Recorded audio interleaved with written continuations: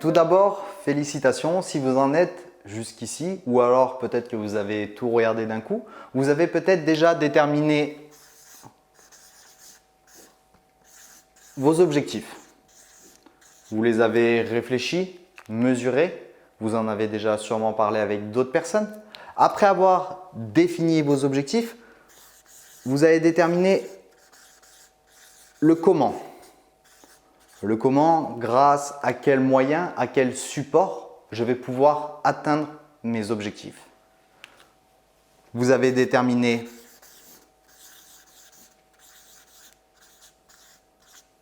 vos moyens, les moyens que vous allez mettre en œuvre pour atteindre et par tel biais vos objectifs. Une fois l'ensemble de ces critères sélectionnés, vous allez pouvoir tout simplement, en fonction de vos objectifs, de comment vous allez l'atteindre, par quels moyens, déterminer ce qu'on appelle une stratégie. Cette stratégie aura pour but d'atteindre plus ou moins vite votre objectif, avec plus ou moins de coûts. Une stratégie sur laquelle vous allez pouvoir travailler sur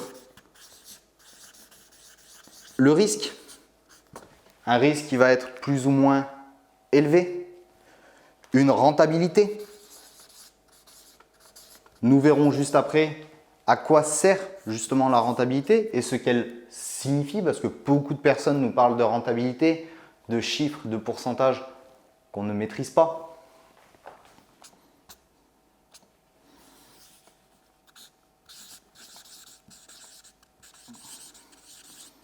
Et de patrimoine, c'est-à-dire une stratégie qui va vous permettre à la fois de vous cerner en termes de risque. Est-ce que j'aime plus ou moins le risque?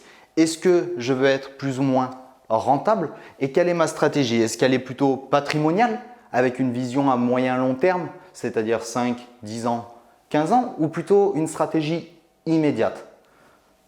L'ensemble de tout ça va dépendre de vos objectifs. Si l'objectif est de vous installer dans un an en entreprise, à votre compte, bien évidemment que la stratégie à mettre en place va être à court terme. Une stratégie aussi où la rentabilité va être très importante, suivant votre projet, suivant votre vision, votre avenir, vous allez chercher une rentabilité plus ou moins élevée.